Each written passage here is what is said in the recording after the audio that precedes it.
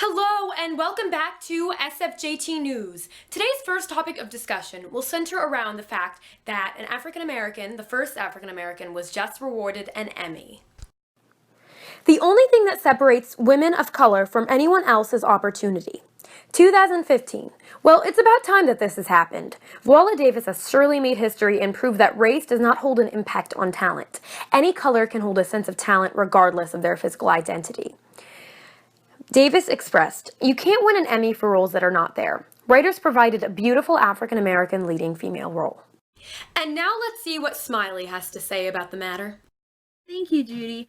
This actually reminds me of the Civil Rights Act in 1964. It was a political action that banned discriminatory practices in employment. It even went to the extent of outlawing segregation in public places. If you notice, Viola Davis would have never been able to receive an award, let alone an Emmy, during the 60s. The film would have had to be a very famous picture by a well-known director for an African American to hold such a large amount of success. It was difficult to secure a job for an African American actress at the time. Also, an African American as a leading lady? No. Generally, African Americans were seen playing the roles of nannies or houseworkers, never lead. Let's take a look at Gone with the Wind for an example. As you can see here, Hattie McDaniel plays the role of nanny who stands to be a caretaker, a nanny for Scarlett O'Hara, played by the leading lady Vivien Leigh. Roles have now changed, and African American women are being given opportunities and roles to be seen as equals and strong women rather than supporting or cameo roles. Just look at how far we've come. I'm in awe by the situation, and I'm extremely happy for Viola Davis. I agree with everything you've said. Hattie McDaniel was actually the first African American to have won an Oscar for her performance in Gone with the Wind alongside Vivien Leigh. So it's about time that an African American actress has won an Emmy. And now on to our next topic of discussion, global warming. Exxon Mobil has in fact lied to the public and media about the risks of climate change and how these risks may affect the oil business. Both Los Angeles Times and Climate News have reported that the company had already been aware of these risks, although it has funded any activities such as drilling the Arctic, denying any sort of risks that have to do with climate change. This put a major damage on its reputation as a business. I am stunned by the fact that many companies took their word and trusted their denial in their own personal scientific evidence. And now back to Smiley.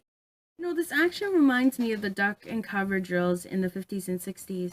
During the Cold War tensions, the government knew the health risks the nuclear bomb could have on the people, but the government still used them and told people that ducking and covering would save them. But in reality, the radiation will cause the next generation to have health risks. For an example, cancer.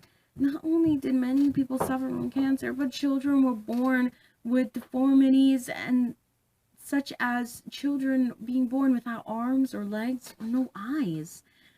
Many babies didn't even make it. They were born stillborn. The damage from the bombs could have affected millions of people's genetics for years and years to come. But the government hid this information of fear of the people disapproving of the nuclear weapons. This resulted in the duck and cover drills in schools to ease the anxiety of parents as their children attended public schools and walked from location to location. It acted as a placebo effect where the parents believed that duck and cover drills could truly save their lives and their children's, keep them from death if a potential nuclear weapon hit. Here's an example.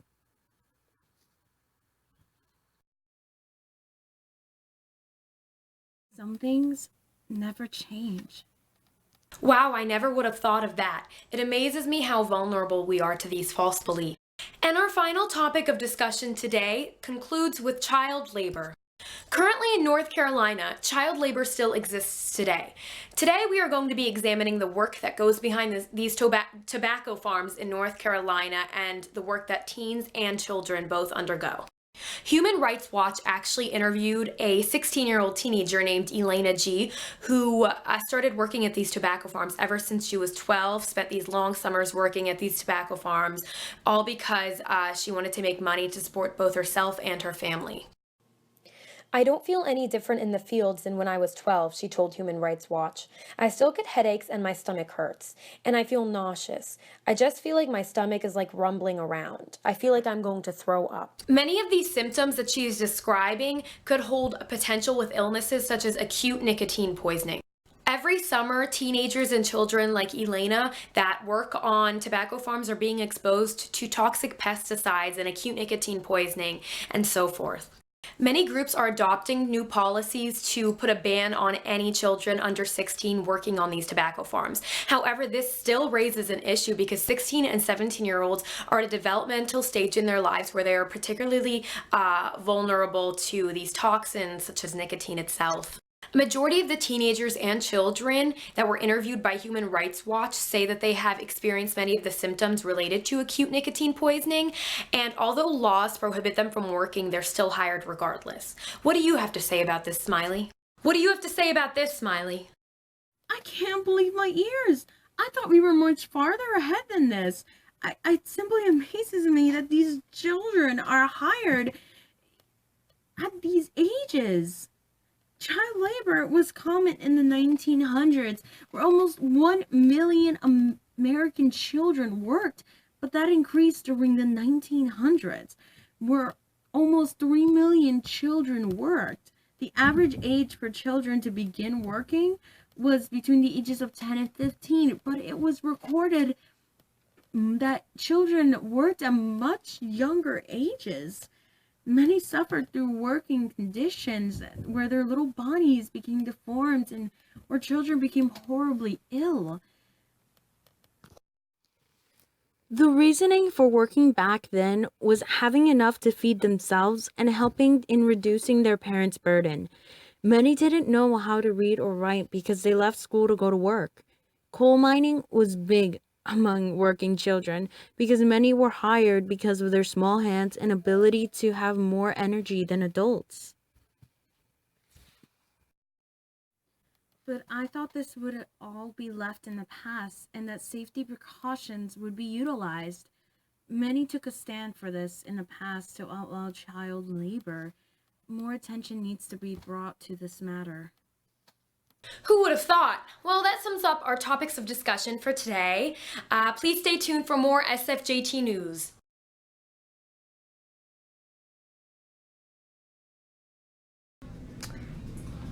Hello.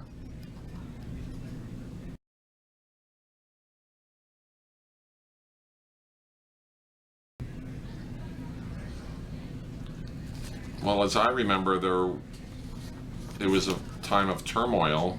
I remember living in Union and the riots in Newark. I don't think I was very cognizant of what was going on in the arts with African Americans at that point.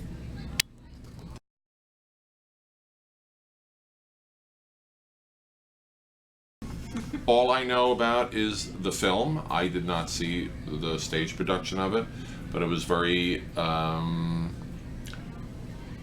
revolutionary for the time. It brought about things that were going on with African Americans, and the depiction of them were very fair and honest within that production. That's really all I remember is the film with Sidney Poitier.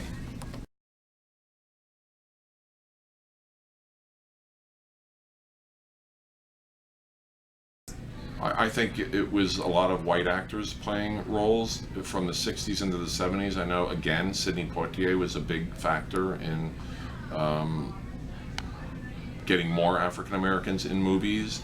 There was a film with Sidney Poitier and Tony Curtis called, well, I can't remember the name of it, but Sidney Poitier really helped a lot in that way. What was the other film that he was in? In the Heat of the Night. which was a very big turnabout in what was going on with African Americans and in the arts.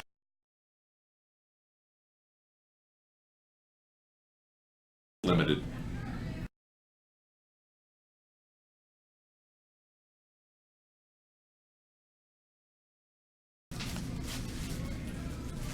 I do not remember.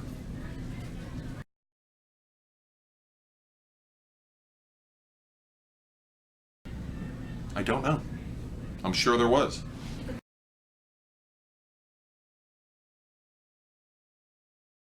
Yes, I worked with a number of African American actors, and it wasn't just limited to whites.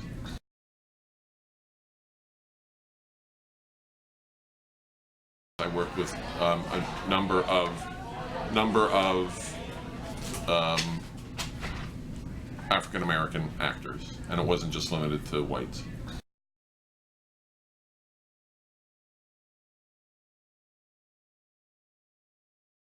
Yes, our Emerson was very diverse. Unfortunately, many times the African Americans were separate from us. They would do their own thing, their own productions. Sometimes it would be combined.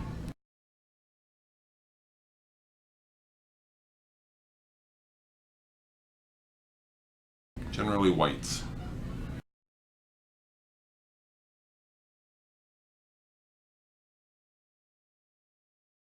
The civil rights movement of 1964 in terms of the March on Washington and walking for jobs and opportunities? I thought it was spectacular, and it should have happened a lot sooner. I think we still have problems. I remember Martin Luther King and the March on Washington, and I thought he was a spectacular human being. Unfortunately, a lot of things happened in the 60s with assassinations. It was sometimes it got to be a little bit of a melancholy time, at least for me.